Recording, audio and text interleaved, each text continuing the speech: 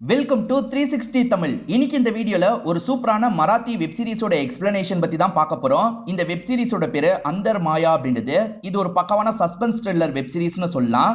ஸ்டார்டிங்ல இருந்து எண்டிங் வரைக்கும் சூப்பரா கொண்டு போயிருப்பாங்க. இந்த கதை முழுக்கவே ஒரு இடத்துல தான் நடக்கும். ரொம்ப கம்மி கேரக்டர்ஸ் தான் இருப்பாங்க. இருந்தாலுமே சூப்பரா கொண்டு போயிருப்பாங்க. நீங்க எதிர்பார்க்காத நிறைய திருப்பங்களும் இந்த கதையில வச்சிருப்பாங்க. முதல்ல இந்த கதையோட பிளாட்டை பத்தி சொல்றேன். ஒரு பெரியவர் இறந்து போயிடுறாரு. அந்த பெரியவருக்கு பசங்க, அதே மாதிரி அண்ணன் பசங்க, தம்பி பசங்கன்ற மாதிரி நிறைய பேர் இருப்பாங்க. காரியம்னு சொல்லுவாங்க பாத்தீங்களா, அந்த மாதிரி இறந்து போன நபருக்கு பண்றதுக்காக தான் இவங்க எல்லாருமே அந்த இடத்துக்கு வராங்க. அது ஒரு பழைய வீடா இருக்கும். அந்த வீட்டுக்கு வந்ததுல இருந்து அமானுஷ்யமா நிறைய விஷயங்கள் நடக்குது. வித்தியாசமா சவுண்ட் கேக்குது. யாரோ பாக்குற மாதிரியே தோணுது.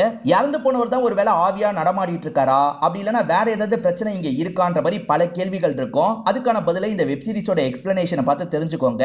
எக்ஸ்பிளனேஷனுக்குள்ள போறதுக்கு முன்னாடி வீடியோக்கு ஒரு லைக் போடுங்க. அது மூலியமா இந்த வீடியோ இன்னும் நிறைய பேர்கிட்ட கொண்டு போய் சேர்க்கப்படும். மேற்கொண்டு டைம் வேஸ்ட் பண்ணாம நம்ம நேரடியா எக்ஸ்பிளனேஷனுக்குள்ள போயிடலாம். சீரிஸோட ஸ்டார்டிங் சீனே ஒரு பாலடைஞ்ச வீட்டை நமக்கு காட்டுறாங்க. ஆக்சுவலா இந்த வீட்ல குணான்றவர் தான் வேலைலாம் பார்ப்பாரு. இப்ப குணா இருக்காரு பாத்தீங்களா, அந்த காரியத்துக்கான எல்லா ஏற்பாடும் பண்ணி வச்சிட்டு இருக்காரு. அப்பதான் இந்த இடத்துக்கு ஒரு கார் ரீச் பண்றதை நமக்கு காட்டுறாங்க. இந்த காருக்குள்ள நிறைய பேர் இருக்காங்க. தேவைப்படும் போது இவங்களோட பேரை பத்திலாம் நான் சொல்றேன். இவங்க கூட ஒரு சின்ன பொண்ணுமே வந்திருக்கா. இப்ப அந்த பெரியவர் இருக்காருல, இவங்க எல்லாரையும் கூட்டு போறதுக்காக வாசலுக்கு வராரு. அவரை பார்த்து இந்த சின்ன பொண்ணு பயந்துடுறா. பயப்படாத, இந்த வீட்டு வேலைக்காரர் தான் அப்படின்ற மாதிரி எல்லாருமே சொல்றாங்க. என்னம்மா தாத்தாவை பார்த்து பயந்துட்டியா வான்ற மாதிரிலாம் அவரும் வெளியே வர வச்சுட்டு இருக்காரு. இப்ப எல்லார்கிட்டயும் பேசிட்டு இருக்காரு.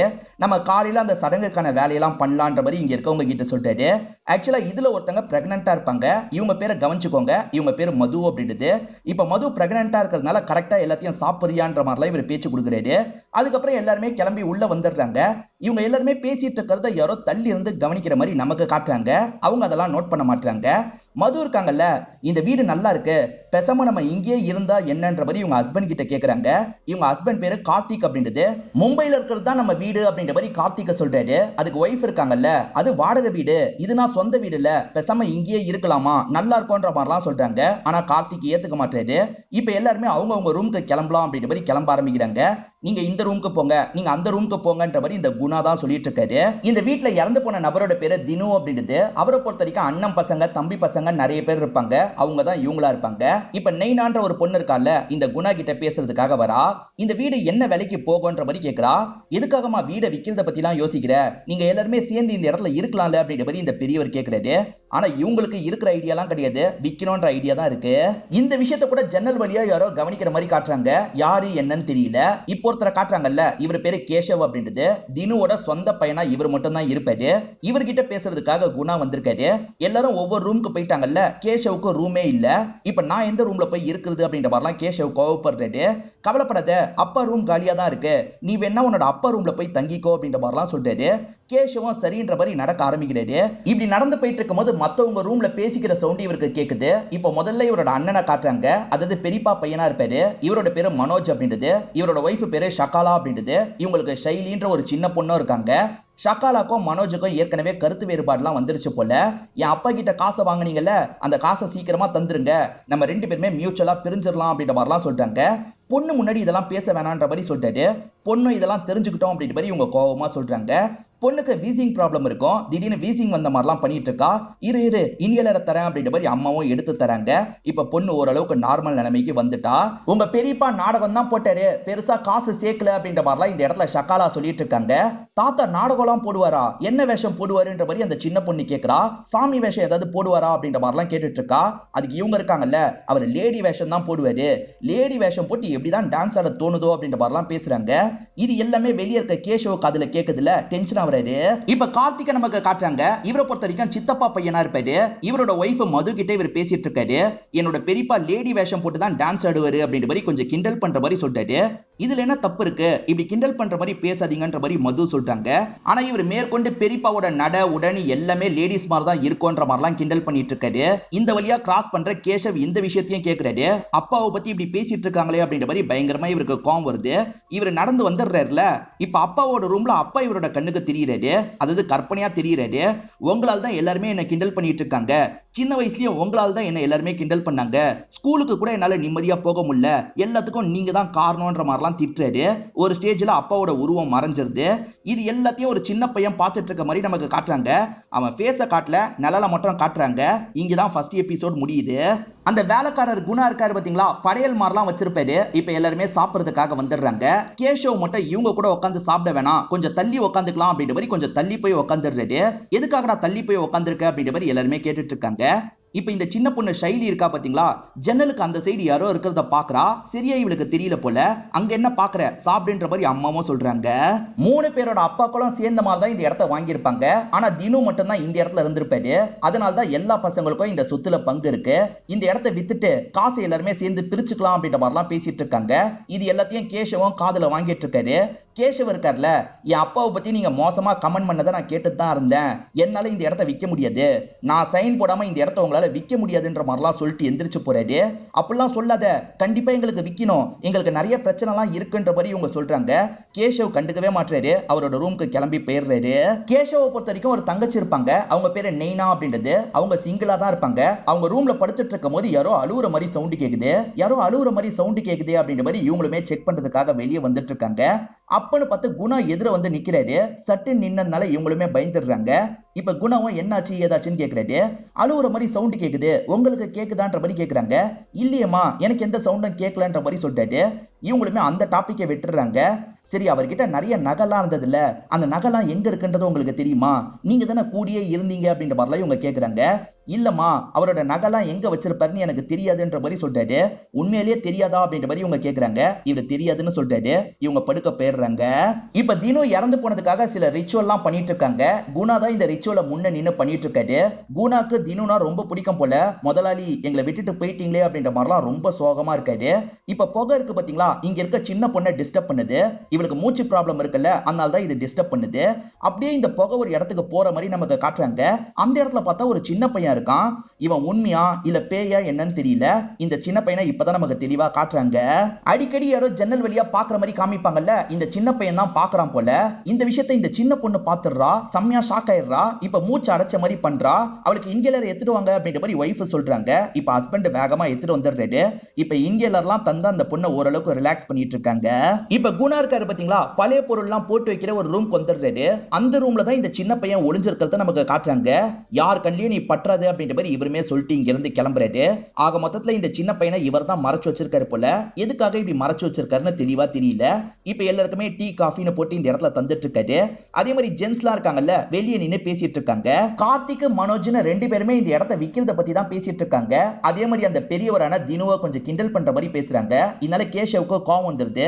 என் அப்பாவை பத்தி இதுக்கப்புறம் ஒரு வார்த்தை பேசுனீங்க, என்ன பண்ணுவனே தெரியாது அப்படின்ற மாதிரி 2 பேர்கிட்டயும் சண்டைக்கு போயிட்டு இருக்காரு. இங்க இருக்க குணா இருக்கார்ல, இங்க எல்லாருமே அமைதியா இருக்கிறதுக்காக தானே வந்திருக்கீங்க, இங்க போய் சண்டை போடுறீங்களே, நிறுத்துங்க நிறுத்துங்கன்னு சொல்லிட்டாரு. இவங்க கேட்காம சண்டை போட்டுட்டு இருக்காங்க. அப்பதான் உள்ள சின்ன பொண்ணு கத்துற மாதிரி சவுண்ட் கேக்குது. எதுக்காக ஷைலி கத்துறா பாக்கணும்ன்ற மாதிரி எல்லாருமே வேகமா உள்ள ஓடி வந்துட்டு இருக்காங்க. இந்த பொண்ணு ஒரு இடத்த பயந்த மாதிரி பார்த்துட்டு இருக்கா. என்னமாச்சு அப்படின்ற மாதிரி எல்லாருமே கேக்குறாங்க. அங்க ஒரு சின்ன பையனை பார்த்தன்ற மாதிரி சொல்றா. இங்க யார பார்த்திருக்க போற, இந்த பகுதியில நம்ம வீடு மட்டும் தான் இருக்கு, வேற யாருமே இங்க வரமாட்டாங்க, நீ வேற எதையாவது பார்த்திருப்ப அப்படின்ற மாதிரிலாம் இங்க இருக்கவங்க சொல்லிட்டு இருக்காங்க.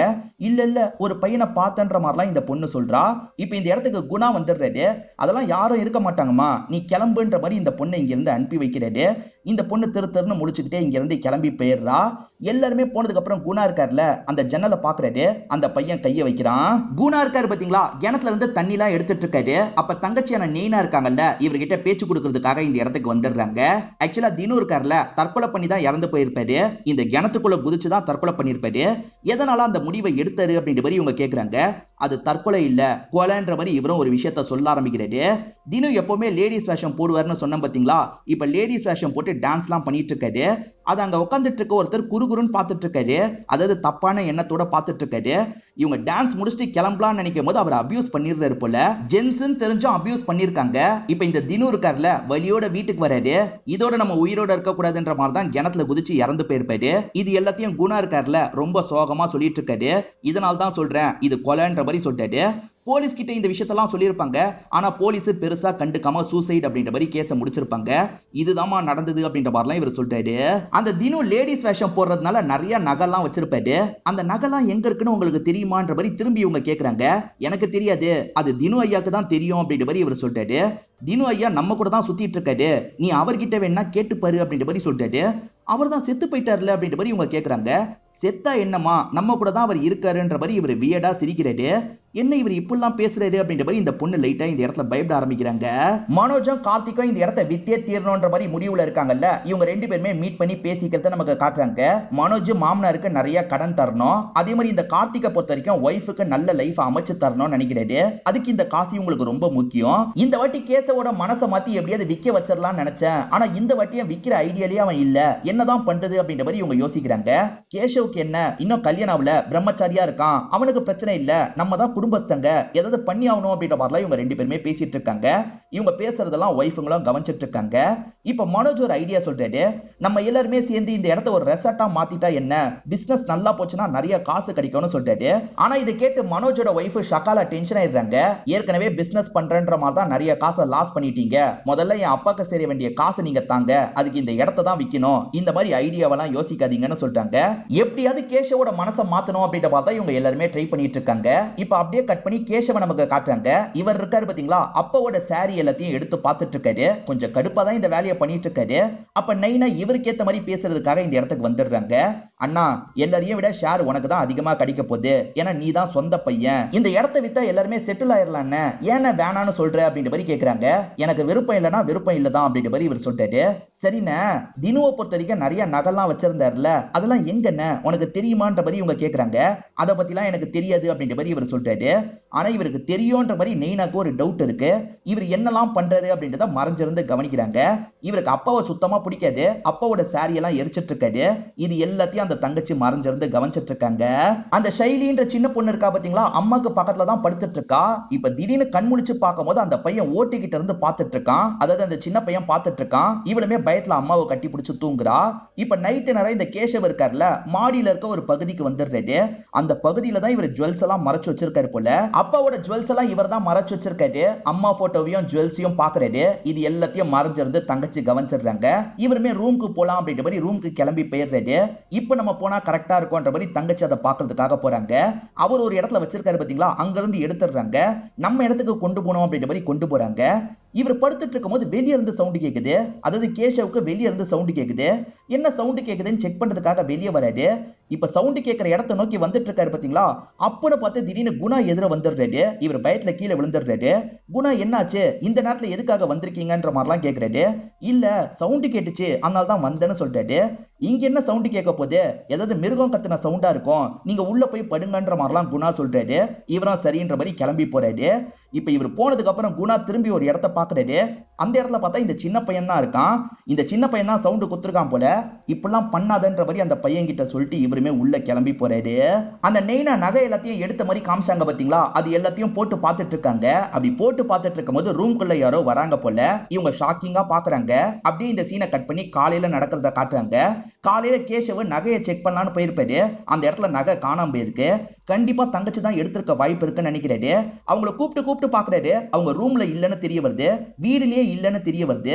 அவ எங்க போனான்ற மாதிரிலாம் கேக்குறாரு. தெரியலன்ற மாதிரி அவங்க ரெண்டு பேருமே சொல்லிட்டு இருக்காங்க. முதல்ல என்ன விஷயம் சொல்லுன்னு கேக்குறாங்க. நான் நகைலாம் வச்சிருந்தேன், அதெல்லாம் எடுத்துட்டு அவ ஓடிட்டா போல அப்படின்ற மாதிரி சொல்றாரு. அப்ப தினு பெரியப்பாவோட நகையை எங்களுக்கு தெரியாம மறைச்சு வச்சிருந்தியா அப்படின்ற மாதிரி எல்லாருமே கேட்டுட்டு இருக்காங்க. அதெல்லாம் இருக்கட்டும், முதல்ல தங்கச்சியை தேடலான்ற மாதிரி இவர் சொல்றாரு. இப்ப எல்லாருமே தங்கச்சி எங்கன்ற மாதிரி வீடு முழுக்க தேடிட்டு இருக்காங்க. எங்க தேடியே இவங்களால தங்கச்சியை கண்டுபிடிக்க முடியல. இவ எங்க தான் போய் தொலைஞ்சா அப்படின்ற மாதிரிலாம் இவங்க யோசிக்க ஆரம்பிக்கிறாங்க. இவங்க எல்லாருமே தேடிட்டு இருக்கும் போது அந்த சின்ன பொண்ணு ஷைலி இருக்கா பாத்தீங்களா, ஊஞ்சல்ல ஆடிக்கிட்டே ஒரு பொம்மை கிட்ட விளையாடிட்டு இருக்கா. அப்பன்னு பார்த்தா அந்த பையன் முதுகுல கைய வைக்கிறான் போல. இந்த பொண்ணு ஜர்க்கான மாதிரி எந்திரிக்கிறா. அங்க இருக்க கிளாஸ் எல்லாம் கீழே விழுந்துருது. இப்ப வெளியே தேடிட்டு இருக்கவங்கள நமக்கு காட்டுறாங்க. கார் எடுத்துட்டு போய் பஸ் ஸ்டாப்ல எல்லாம் செக் பண்ணி பாக்குறாங்க. அங்கேயும் இல்லன்றது தெரிய வருது. இப்ப கார்ல வேற பிரச்சனை ஏற்பட்டது.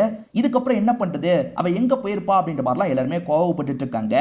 ஆனா குணா இருக்கார்ல, தங்கச்சி நகையெல்லாம் எடுத்துட்டு போயிருக்க மாட்டா, அவ அப்படிப்பட்ட பொண்ணு இல்லப்பா, நீ ஏன் உன்னோட தங்கச்சியை சந்தேகப்பட்டா எப்படின்ற மாதிரி மனசை மாத்துறதுக்கு ட்ரை பண்றாரு.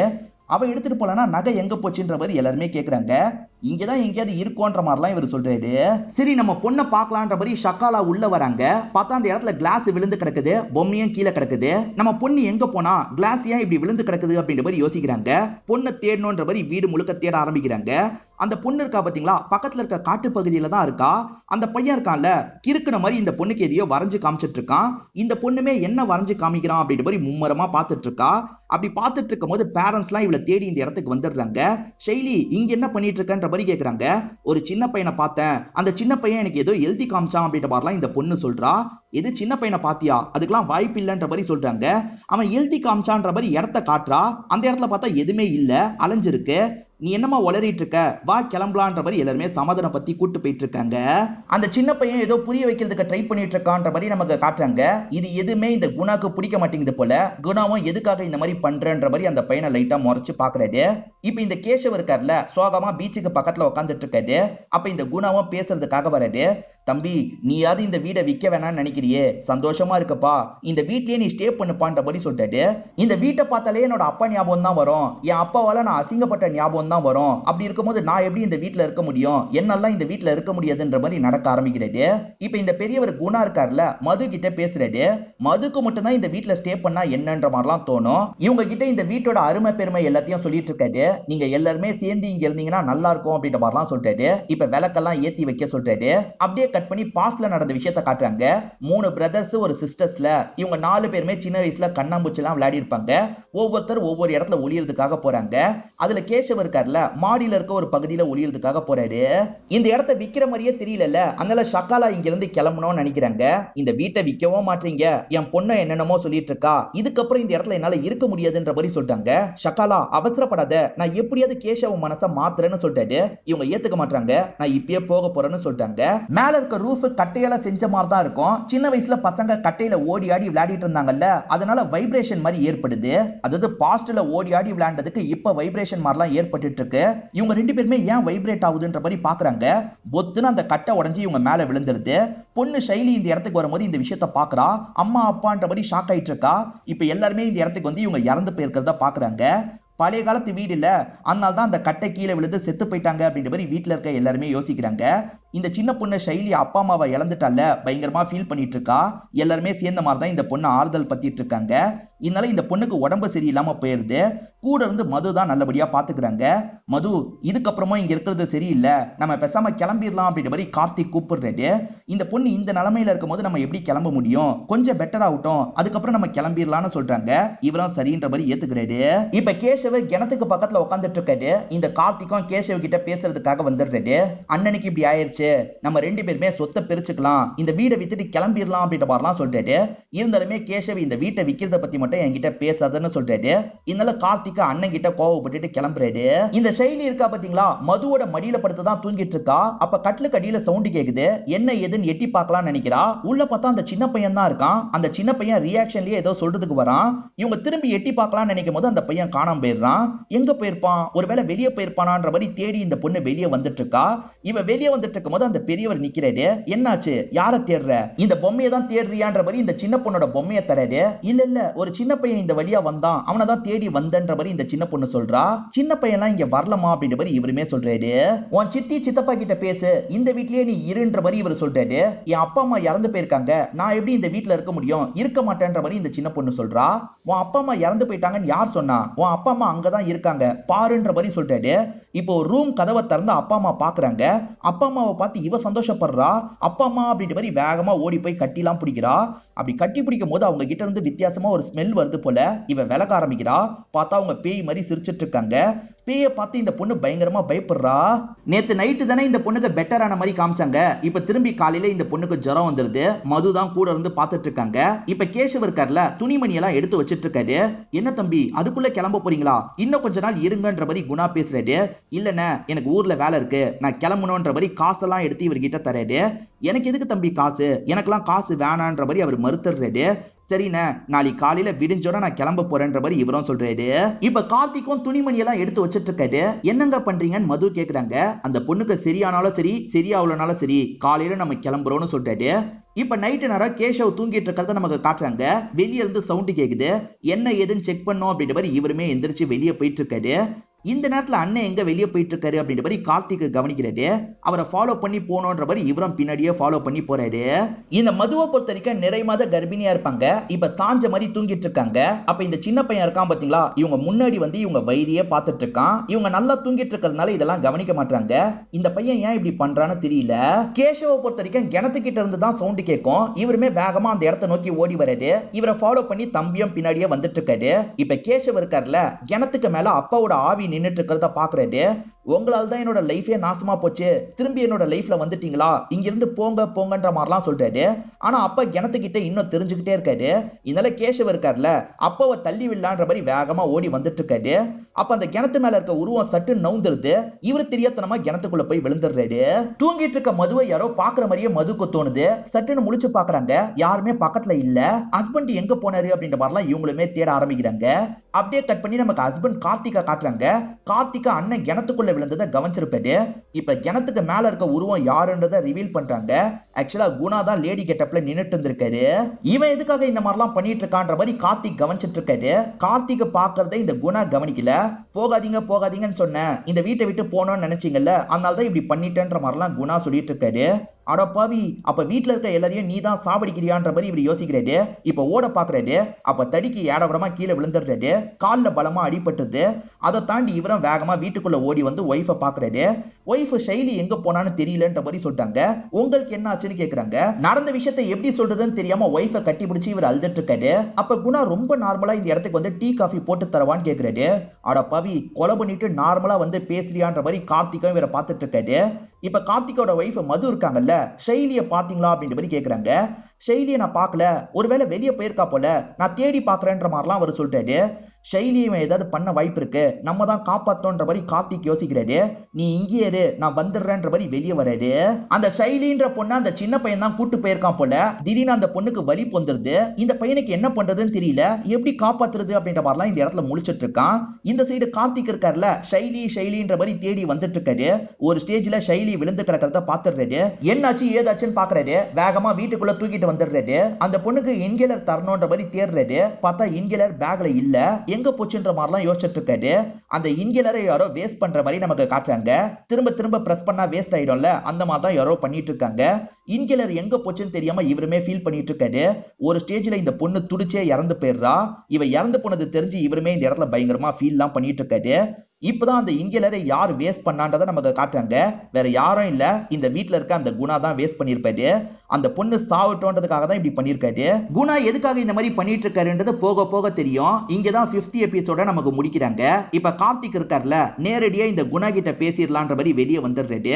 பக்கத்துலயே அந்த இன்ஹேலர் கீழே விழுந்து கிடக்கிறதையும் கவனிக்கிறாரு. யோ, நீ தான் இப்படி பண்ணியான்ற மாதிரி கேக்குறாரு. நான் எதுக்காக தம்பி அப்படி பண்ண போறேன்ற மாதிரி குணா நடிக்கிறாரு. நடிக்காத, நீ கேஷவ சாவடிச்சதை நான் பார்த்தேன்ற மாதிரி இவர் சொல்லிட்டாரு. ஓஹோ, பாத்துட்டியா? ஆமா, நான் தான் இந்த விஷயத்த பண்ணேன். இந்த வீட்டை விட்டு போனோம்னு நினைச்சாங்கல்ல, அதுக்காக தான் இந்த மாதிரி பண்ணிட்டேன். இந்த மாதிரி பண்ணனால அவங்க இந்த வீட்லயே இருப்பாங்க அப்படின்ற மாதிரிலாம் இவன் வியர்டா பேசுறான். டே பைத்தியக்காரா, என்னடா பேசிட்டு இருக்க? ஒரு சின்ன பொண்ணுன்னு கூட பார்க்காம சாவடிச்சிட்டியடா, உன்னெல்லாம் விடக்கூடாது அப்படின்ற மாதிரி கட்டியை வச்சு இவர் அடிக்கிறதுக்காக வராரு. அந்த பெரியவர் சட்டுன்னு விலகி போயிடுறாரு. அந்த பெரியவர் பதிலுக்கு இவரை போட்டு அடிக்கிறாரு. இவர் இப்ப காயம்பட்ட மாதிரி ஒரு இடத்துல விழுந்து கிடக்கிறாரு. அந்த பெரியவர் இருக்கார்ல, எல்லாருமே சந்தோஷமா இருக்கிறதுக்காக தான் இப்படி பண்ணிருக்கேன், யாரும் செத்து போல, அங்க பாருன்ற மாதிரி சொல்றாரு. இப்ப கார்த்திக்கும் அந்த பக்கம் திரும்பி பாக்குறாரு. பார்த்தா செத்து போன மனோஜ் இருக்கார்ல, ஒய்ஃப் கூட உட்காந்துட்டு இருக்காரு. நடுவுல பொண்ணும் உட்காந்துட்டு இருக்கா. என்ன இவங்க பேயா மாறி இருக்காங்களா அப்படின்ற மாதிரி இவர் ரொம்ப ஆச்சரியப்படுறாரு. இவன் கிட்ட இருந்து தப்பிக்கணும், இவன் வில்லங்கமானவன் போலன்ற மாதிரி இவர் எந்திரிச்சு ஓடுறாரு. கார்த்திக்கு ஒய்ஃப் ரூம்குள்ளேயே தான் இருக்க சொல்லியிருப்பாரு. ஆனா ரூம்குள்ள இல்லன்னு தெரிய வருது. ஒய்ஃப் எங்க போனான்ற மாதிரி இவர் ஒவ்வொரு இடமா தேடிட்டு இருக்காரு. அப்பதான் பரன் மேல அவங்க நின்னுட்டு இருக்கிறது இவருக்கு தெரிய வருது. இங்க எதுக்காகமா நீ வந்தன்ற மாதிரி கேக்குறாரு. இல்லங்க, நெய்னா தான் இந்த இடத்துக்கு என்ன கூட்டு வந்தான்ற மாதிரி இவங்க சொல்றாங்க. நெய்னா தான் காணாம போயிட்டால, அவ எப்படி உன்னை கூட்டு வந்திருப்பா, இங்க நிக்காத, வா போலான்ற மாதிரி ஒய்ஃபை கூட்டிட்டு நடக்க ஆரம்பிக்கிறாரு. அப்போ ஒரு கட்டையில காலை வைக்கிறாரு. இவர் காலை வச்சதுல அந்த கட்டை இருக்குல்ல உடைஞ்சிருது. இப்ப உள்ள பாக்குற ஒய்ஃப் ஷாக் ஆயிடுறாங்க. பாருங்கன்ற மாதிரி ஹஸ்பண்ட் கிட்ட சொல்றாங்க. இவருமே பாக்குறாரு. ஆக்சுவலா உள்ள பார்த்தா நெய்னாவோட பாடி தான் இருக்கு.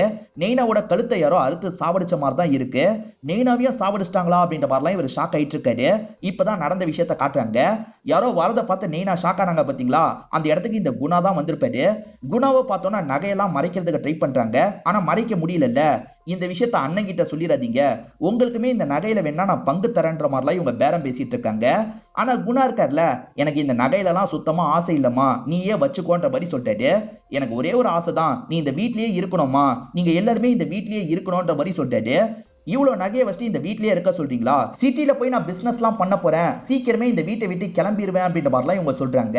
இதை கேட்கிற இவருக்கு பயங்கரமா கோவம் வந்துருது. இவர் இருக்காரு பாத்தீங்களா, ஒரு ஆயுதத்தை வச்சு இவங்களோட கழுத்திலேயே ஒரு போடு போடுறாரு. இவங்க கதையை கொடூரமா முடிக்கிறாரு.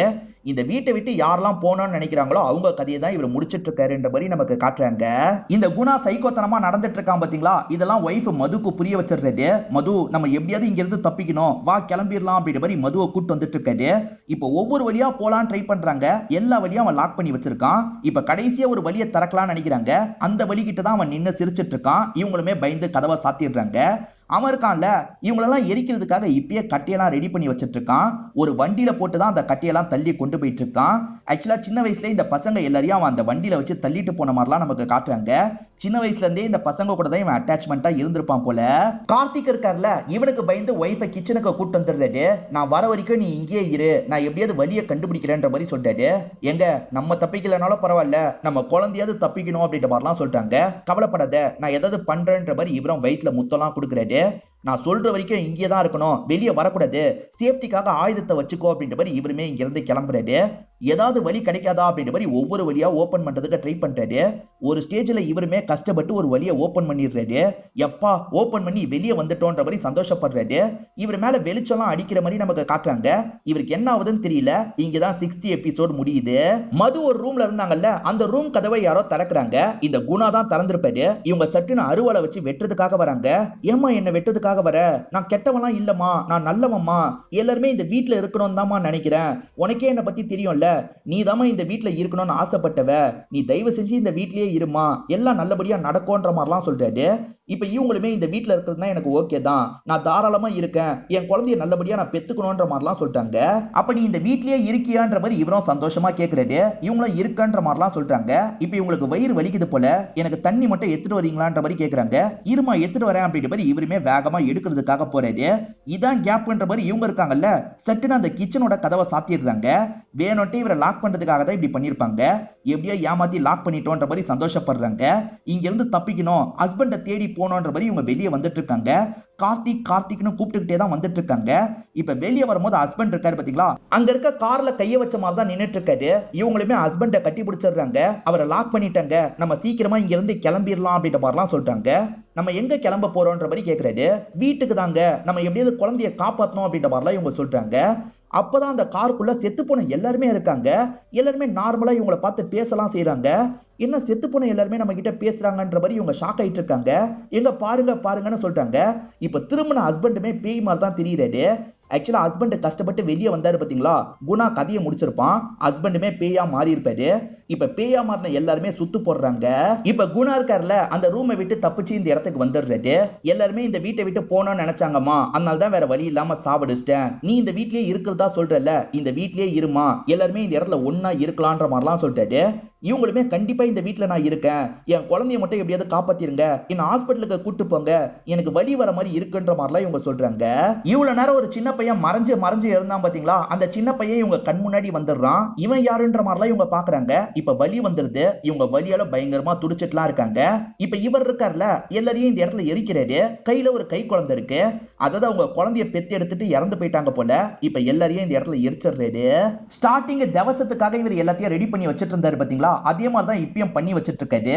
இங்க வந்து எல்லாருமே இறந்து போனாங்கல்ல, அவங்க போட்டோ எல்லாத்துக்கும் மாலை போட்டிருக்காரு. போட்டோ எல்லாமே ரொம்ப பழசா தெரியுது. ஏன்றது உங்களுக்கு போக போக புரிஞ்சிடும்.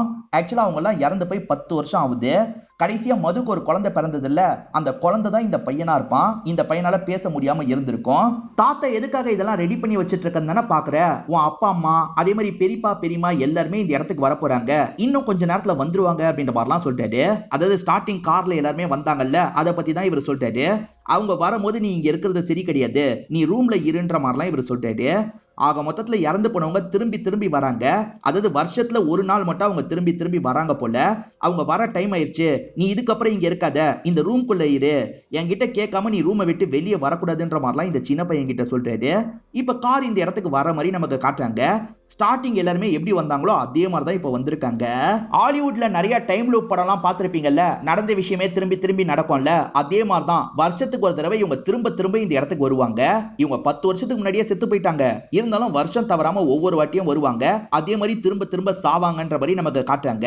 அதே மாதிரி மதுக்கு பிறந்த இந்த சின்ன பையன் இருக்கான் பாத்தீங்களா, ஒவ்வொரு வாட்டியும் வந்தவங்களை எப்படியாவது காப்பாற்றணும்னு நினைப்பான். காப்பாற்றவே முடியாதுன்றது அவனுக்கு தெரியாது இல்ல, இருந்தாலும் அவன் காப்பாற்றணுன்றதுக்காக இந்த இடத்துல இருக்காதீங்க, போயிடுங்க போயிடுங்கன்றத சொல்லணும்னு நினைப்பான். அவனால பேச முடியாதுல்ல, அதனால தான் வரைஞ்செல்லாம் காட்டுவான். இதனால தான் ஸ்டார்டிங்ல இருந்தே அவன் வரைஞ்சு காட்ட ட்ரை பண்ண மாதிரிலாம் நமக்கு காமிச்சிருப்பாங்க. இப்போ உங்களுக்கு கதை புரிஞ்சிருக்கும்னு நினைக்கிறேன். இந்த லூப் திரும்பி கண்டினியூ ஆகுது அப்படின்ற மாதிரி காமிச்சு நமக்கு இந்த சீரிஸோட கதையை முடிச்சிடுறாங்க.